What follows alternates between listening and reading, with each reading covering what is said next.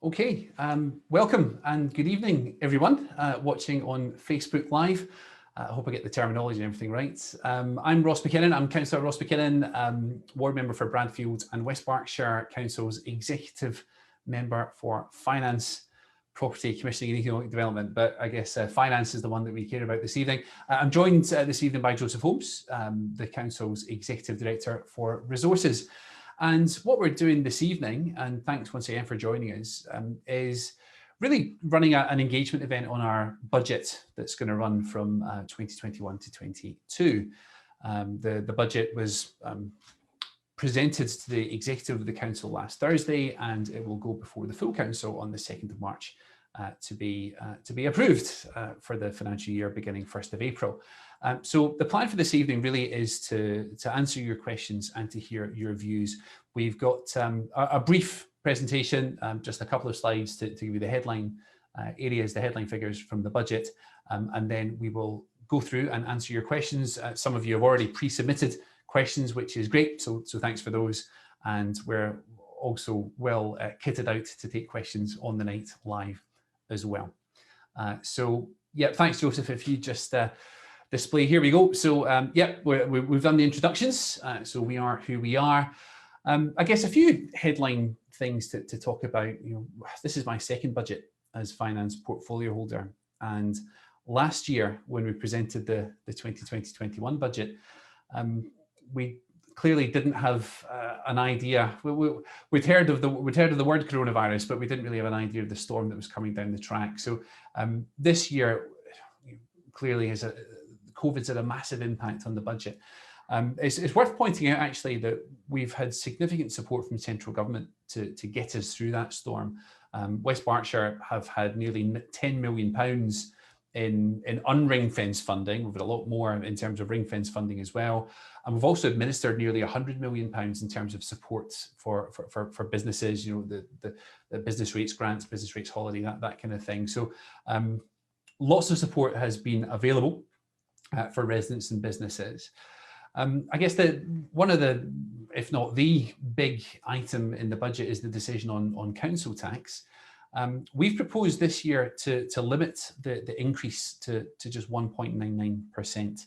Now the central government settlement permits councils just across the country to increase council tax this year by up to 4.99%. 2% of that, 1.99, is the core council tax increase, and 3% is the adult social care precept. We've chosen not to take any adult social care precept this year, so we're limiting the increase just to 1.99%. It's something that I'm quite pleased we've done. I think I'm quite proud of that. We've been able to do so really because of, again, the support that central government have given us throughout the pandemic. Also, and we'll talk about this a little bit later on, I'm sure, is that demand for some of our services has sadly decreased because of COVID, and also the financial control that the council has demonstrated over the last few years. So I'm sure we'll come on to talk about it more a little bit later as well. Very pleased to say that despite the non-maximum increase in council tax, there will be no frontline service cuts in the budget this year. There are, as always, drives to increase efficiency and to make savings and to generate income elsewhere, and this budget is no exception. There's about £3.7 million of savings and income generation proposals contained in the budget, but no cuts to frontline services, I'm very pleased to state. In terms of the capital programme, we are proposing to invest in the district. Now, the capital programme, of course, is investing in assets, roads, new schools, cycleways, environmental projects, things that are going to last for the long term, not just 1 year. We're proposing to spend £123 million across the district in the next 3 years. On the next slide, I'll talk about selected highlights of where that investment's going. The questions that you've submitted in advance of this evening, and hopefully we'll submit tonight, as well as the responses to our budget simulator exercises. I'm imagining the people who completed the budget simulator exercise, there's a bit of an overlap in those people and the people who might be watching tonight, because you've got a bit of an interest in local government finance. So if you completed that, then thanks for it. We've summarised the responses and also the questions and comments that we get this evening, and through our And through our engagement and consultation process, we will summarise those and put them in the final budget papers. They'll be going to full council, as I mentioned a little while ago, on the 2nd of March this year. And in keeping with all of the council meetings really since the pandemic kicked off, you can watch that live on YouTube, should you so be inclined. Thanks, Joseph. So yeah, just a few headlines about where the capital investment's going. I'm very happy to say that it's across the district. It's not concentrated in any one ward or area. We're proposing to spend nearly £10.5 million on a solar farm, generating clean energy, reducing the council's CO2 emissions, and also reducing our electricity bills as well. There's various sports centres that are up for refurbishment. A specific example here is the one at Downlands. I know the Kennet Leisure Centre has allocated some funds in the programme as well, in the capital programme. Highways improvements, over £12 million going into highways maintenance and improvements to keep West Berkshire moving. It's not just all about highways, of course. Active travel funds being invested in new and improved cycling and walking schemes. Flood alleviation, we've been quite successful, I think, in building our flood defences over recent years. So £2 million being put towards flood alleviation schemes in the capital programme. Look, we've got new schools, refurbished schools, extended schools. And one thing that people might not be very aware of at the moment is these Sill-Funded schemes. So Sill stands for Community Infrastructure Levy, and it's essentially a charge that developers have to pay to the council to fund infrastructure improvements when new housing developments are approved and built out. The council has Sill monies coming in from developers, but what we did this year, it was a pilot scheme. It was the first time we'd done it, was to top slice £500,000 of that in an attempt to get the money allocated just a little bit quicker than it would have been otherwise, and also directly to community groups who need it. So we've got, I think we allocated, it was about £490,000, wasn't it? Lots of village halls have now got extra funds for their refurbishment and extension schemes.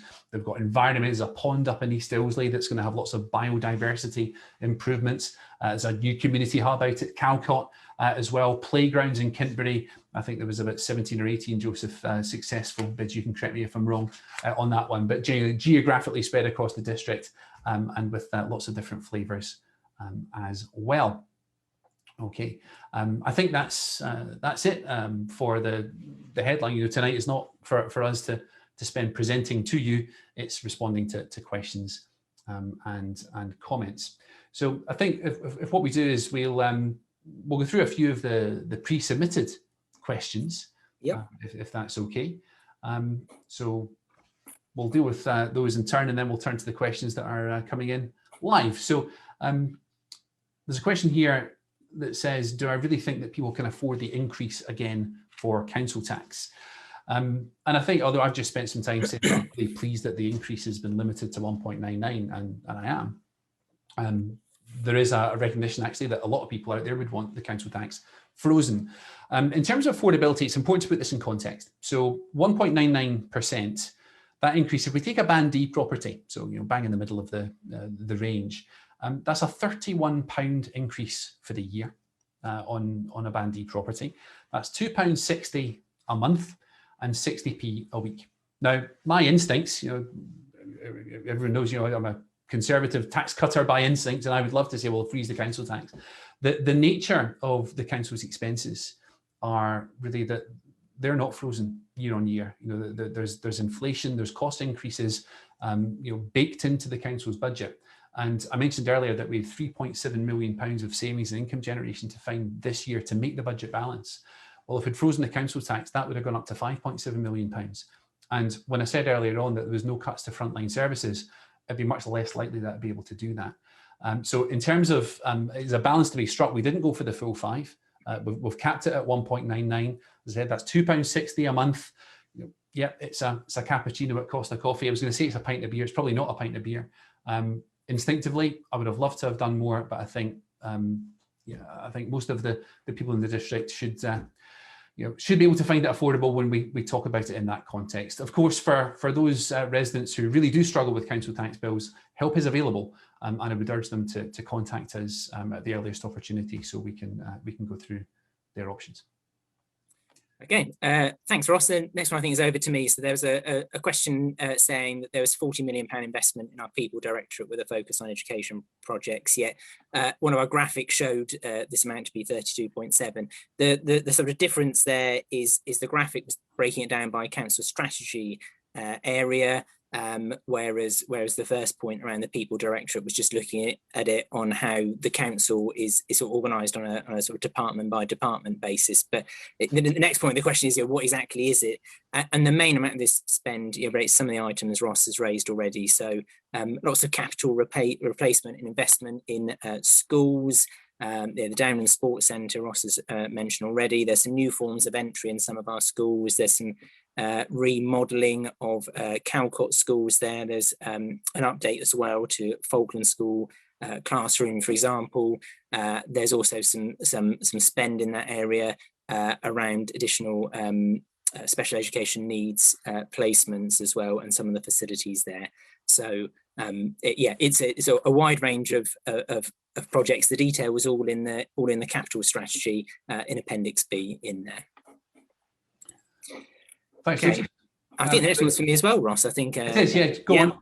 Yes, the next one was just the question around what the advantages of separate food waste collections and why is the current one not sufficient. So a response on that, the ability for us to do food waste collection should mean that we're able to capture a lot more of that material for recycling. So currently about a quarter of all of our general refuse that's thrown away in the black bins is actually food waste. So if we can divert as much of this as possible out of the black bins into the food waste bin, it can then be composted and turned into natural soil improver. And then also that should mean that we can increase our recycling performance from where it is at the moment, which is just below 50%, up to around about 57%. So there should be advantages, sort of beneficial environmental advantages from that by sending less to landfill or incinerating any of that at all. So we're hoping increasing recycling rates and better for the environment all round. Right, thanks, Joseph. We've got a question here for me. Why do you not mandate solar panels on all new homes instead of eating up valuable farmland? And will the panels be imported, for example, from China? Well, I think if I deal with the second part of that question first, we're at a very early stage in the plans for the solar farm. There's lots of hoops to jump through, planning permissions to be obtained, and so on. So that's really in terms of the source of the solar panels, I would very much hope that they are from the UK or from the near abroad rather than all the way over from China. But that's a decision that will have to be made near the time. So I can say we've got no plans, Chinese or otherwise, on that one. In terms of the mandating, there's two questions wrapped up in the first bit there. That's not on my desk, the decision to mandate solar farms on new homes. That's very much a planning issue. I'm not even sure that would be legally possible at the moment. So I'm going to have to plead it's not my area of expertise in terms of mandating. It's a planning issue, really.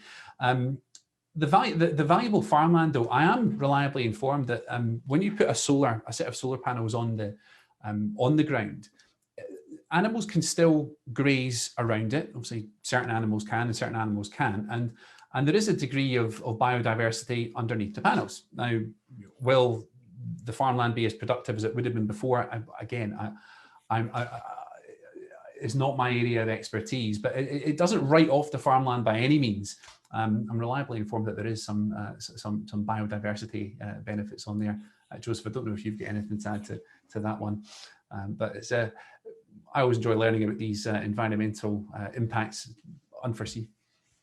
Okay, I'll pick up on that actually a bit in the answer. So a not dissimilar question here, Ross, which is, will the solar farm include a community investment opportunity and benefit fund? And how will you be managing biodiversity and ecology around the panels? So absolutely. As part of managing, I'll do the second bit first. So as part of managing the biodiversity, look, we look to have as minimal impact as possible. We're trying to enhance biodiversity where we can and enhance the habitats there as well.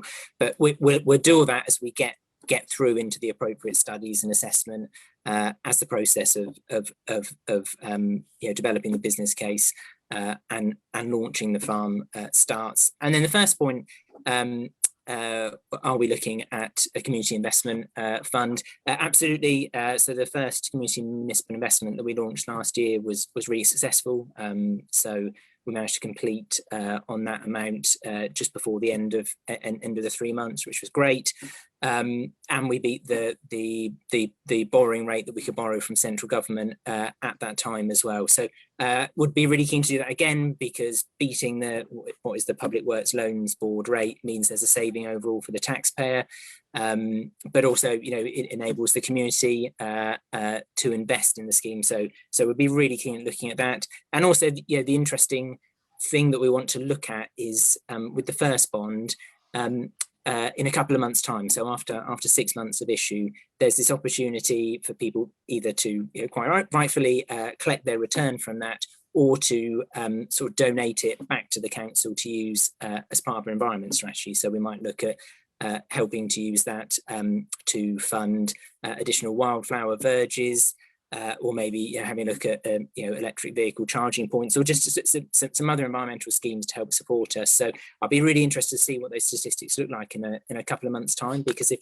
we do have a number of people who donate the money back, then that would seem that, you know, people are really keen on that as an offer. Great, thanks, thanks, Joseph. We've had a couple other questions as well, just pre-written in ones, Ross. So I'll just go both of these. So there's a couple of questions around housing, and it was how much money has the council set aside for the joint venture with Sovereign Housing Association was the first one. So just in respect to that one, we haven't set aside any specific funding for that, but we have got 2 schemes which are progressing at the moment. So all of the funding as part of those schemes will be taken from sort of the development work and the land value, whatever that is that comes off of those sites. So that's how we'll model those housing schemes in the future. And the second one was around how much money has been set aside for the housing company. So we've set aside £65,000 from transformational funding to investigate the business case behind you know, how a housing company can work for us, what the different options are, what the best form of governance is around the housing company as well. So we'll be investigating that over the next few months. But as I said, there's some money set aside in the budget for that. Excellent. Joseph, I believe that's the end of the pre-submitted questions. So we'll come to the questions that are coming in, and thanks for those.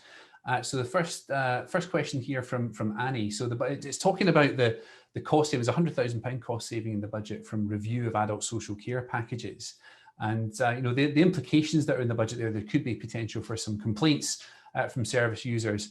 I think the wording there you know, needs to be interpreted carefully. You know, that one of our care homes, you know, Walnut Close, that's being closed, and the residents and staff there, you know, expected to go to alternative provisions. So that's one example where the care packages are going to be a little bit different. There's certainly no question of the council removing care from vulnerable people, the removing care that they need from vulnerable people. There is a re-provisioning and a redesigning of some of those care packages, and with the best will in the world, some people might be a bit skeptical when they first see that. So, you know, the implication in there is being honest, but I think the implication that you've just mentioned in your question there, Annie, I don't think is appropriate. We're not removing care packages from those who need it. We're not reducing the care packages. Yeah, that's what I would say on that one. An interesting question, that the second one coming in is about the green boxes, you know, the recycling boxes that we have, you know, the current recycling system. And it's a complaint about some broken boxes. Now, I must admit, I'm going through the budget line by line with a fine tooth comb. I'm not aware of replacement green boxes being a materially significant part of the budget. So Joseph, I don't know if you do have figures on that one. I suspect the answer might be no. I think if you have complaints about the state and the health of your green boxes, please do get in touch with us. In terms of a budgetary impact, I'm not sure it's particularly large, but if you have complaints, then do get in touch. Joseph, I don't know if you get anything to add to that. No, I suppose where it could be related is from some of the other comments around the new sort of caddies that we're rolling out to help on the green waste side of things. Which actually we have had just another question on that. So just sort of highlighting that perhaps a separate food waste caddy won't survive long. That we had a good system before when it was changed. and that's why so much ends up in the black bins, and some of the old food caddies then end up in plastic landfill. I think, I suppose, just to go back on sort of some answer before, the purpose behind it is to try and increase that recycling rate. Some of those caddies were looking at being slightly larger than those small ones, so that you can actually put them outside, and should hopefully be robust enough so that they don't all break immediately, and can be used every single week, so that we can, and it's really important for us, both the environmental side of things and just obviously how the contract works, that we really want to get that recycling rate up to be as high as we possibly can. Absolutely right, Joseph. I would echo everything you've said there.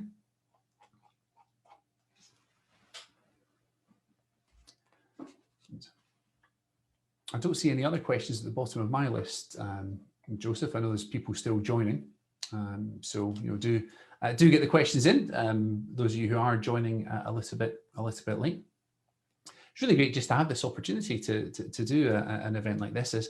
As finance portfolio holder, I'm not often the one that people are most keen to hear about. So it's nice to have this opportunity to do so.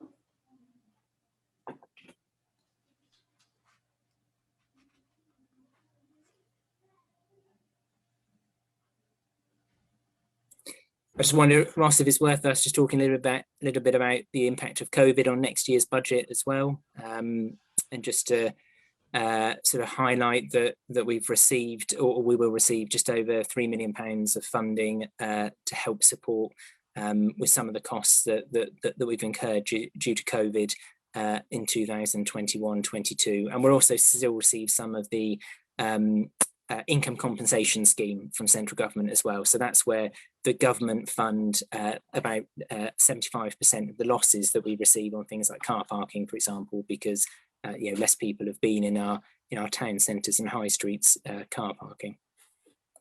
Yeah, that's a very good point, actually. And we started off this evening's event talking about the low council tax increase, and one of the reasons that was possible was because of the extensive support we've had from central government. That's going to continue into the new year. Hopefully as the vaccine program continues, and maybe I don't want to jinx it, but life begins to get back to normal, then that sort of propping up and that sort of investment isn't going to be as necessary as it has been. But yeah, we've been quite impressed with the support that we've had really from central government. I got a question from Christine there. It's asking, is there any plans to improve road safety around Sill-Funded and Upton Nervet Primary School? That's my ward. For example, a pavement safe crossing area. Well, I think I don't know the answer to that question right now. In terms of the budget, there's nothing specific in the capital programme for that. What I would say is that the Sill bids that we talked about earlier on, so it was about 18 or so Sill bids. Now, there was a lot of applications in there, and there was a similar sort of thing in there. I can't remember which ward it was. I probably shouldn't say it anyway, but it was a bid to say, look, can we have a better pavement leading from the village centre down to a school? And we said, well, look, we're not going to allocate Sill funds from this scheme here, because that's not what this scheme's for. But if there is a need for that, if there's a genuine road safety issue, then we can get it in the capital programme elsewhere. So although you won't find that, Christine, in this year's budget, this is my ward, so get in touch with me directly, and let's have a talk about it. And if there's a genuine road safety issue, then we'll seek to address that in due course. So please do so. And just a couple of things on that as well, Ross. There is 150k set aside for road safety in the capital programme. So I don't know exactly where that's going to go, but there is some money set aside there, and also in the capital programme. There's some funding set aside for the assessment and implementation of speed limits resulting from speed limit reviews. So we've got £105,000 set aside there specifically for village speed limits. So I don't know exactly which villages they are, but there are some funding there, and we can take that away back to our highways colleagues. Yeah, thanks for that, Joseph. So yeah, I look forward to hearing from you again, Christine. Let's see, we've John Goatley. Hello, Mr. Goatley. I hope you're well. This question about food waste being put in with garden waste and composted down, so it's all organic. Why can't that happen?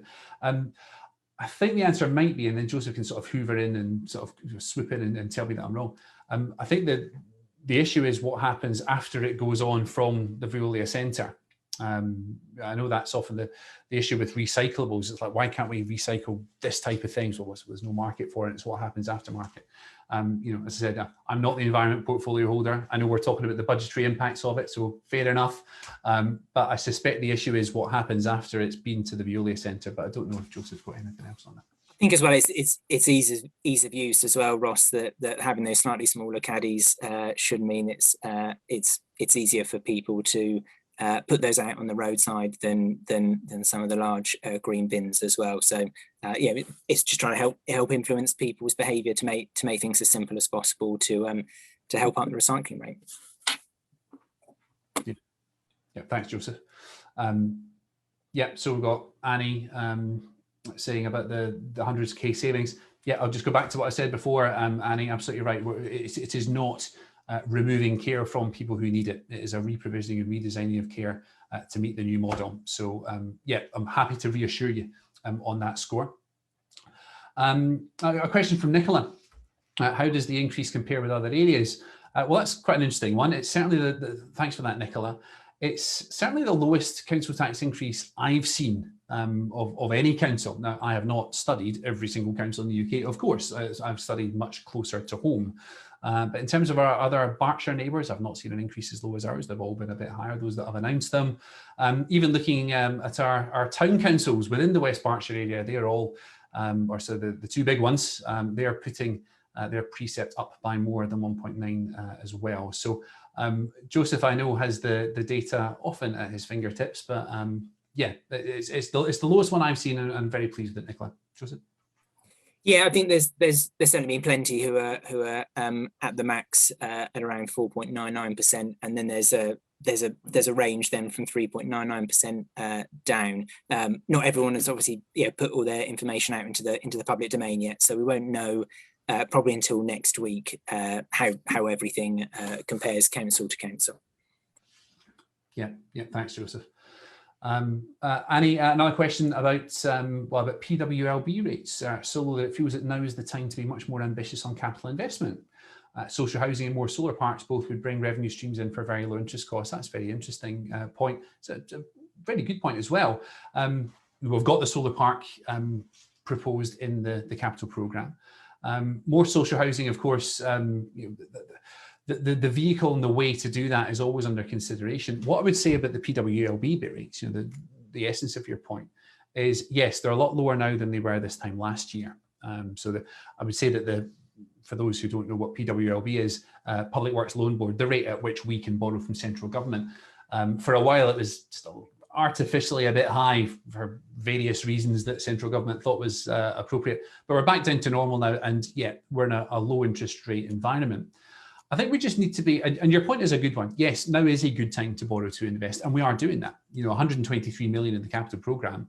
Not all of that requires the council to undertake external borrowing. A big chunk of it does, but I think we've got about 55, 60 million of external funding coming in, things like Sill, Section 106, and from central government. But a big chunk of it does require to be borrowed. So as finance portfolio holder and executive director, what Joseph and I need to be cognizant of is that level of borrowing affordable and sustainable? And even at low interest rates, it is possible to overstretch yourself. So the indicator that I need to keep an eye on is how much of the revenue budget every year is set aside to repay the loans. Now, in the year to come, it's 9%. In the 4 years that we've forecast in our medium-term financial strategy, it's 9%. Okay, so rounded to 9%. That's really nice and consistent, and it's a very nice, sustainable, affordable level. The risk of turning on the taps and borrowing more and more and more, Annie, would be that actually those repayments begin to eat away at the revenue budget. So your point is a good one, but we just need to be comfortable our borrowing is at a level that's sustainable, even at low interest rates. Joseph, I don't know if you want to add to that.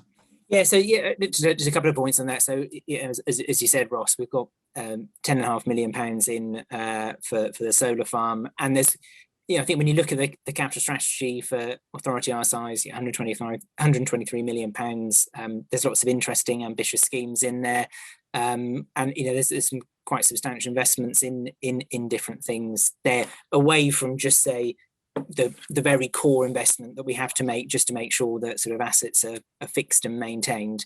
And in respect to social housing, we don't have our own social housing in West Berks. However, one of the earlier questions we had in was, are we looking at developing a housing company? So we have set aside some revenue to investigate how that might work, and if we were to want to get involved in the creation of a housing company to try and achieve some of those different housing aims that the council has. So as Ross said, it's a real sort of balancing act, and there's still over £60 million worth of borrowing the council will be undertaking over the next 3 years. Yep. Thanks very much, Joseph. And I don't think that we're leaving any questions unanswered. I think that's us got to the end of that. So in the absence of any other questions, oh no, hang on, we've just Annie's just got in there. Yep, so just restating your point, I think, so you can understand infrastructure's got no revenue return is trickier. Absolutely right. Where we can look at schemes that have a cash return, that's useful. Again, there's a point of caution. So your logic is fine and it's inescapable.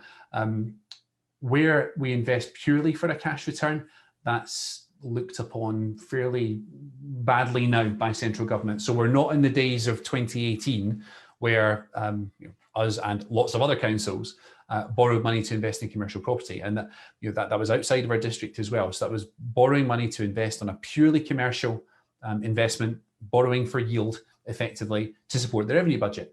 Now, if we receive £1 million worth of revenue from our commercial property portfolio, that is £1 million we don't need to find from council taxpayers, and that's about 1% of council tax. So perfectly legitimate use of council taxpayers or the capital programme or borrowed money as it was back then.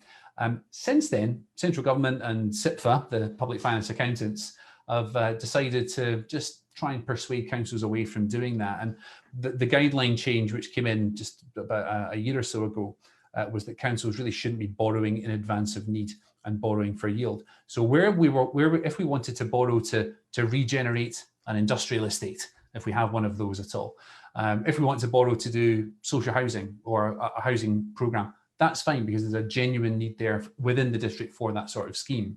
If you're investing purely for cash return, which none of the items in our capital programme will be, then the government begin to look at you with an angry expression on their face.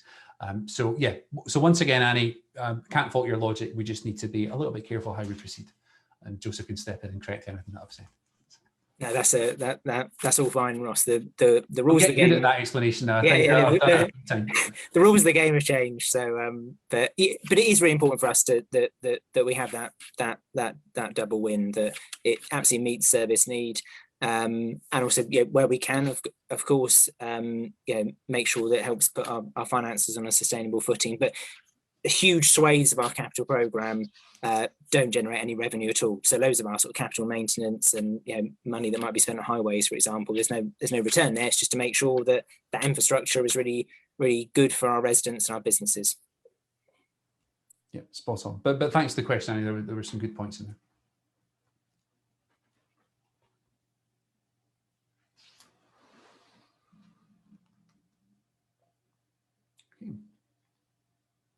Lovely. Okay, well, that appears to be the questions dried up. So some really good questions in there, actually. So thanks for submitting them. This session will be available to watch later. If you missed any of it, or you want to tell your friends that it's worth looking at, please feel free. So it will be available to watch later. Thanks for submitting the questions. I've really enjoyed it. Joseph, thanks for joining us. Thanks very much. We found it reasonably informative, and yeah. Thanks for joining us.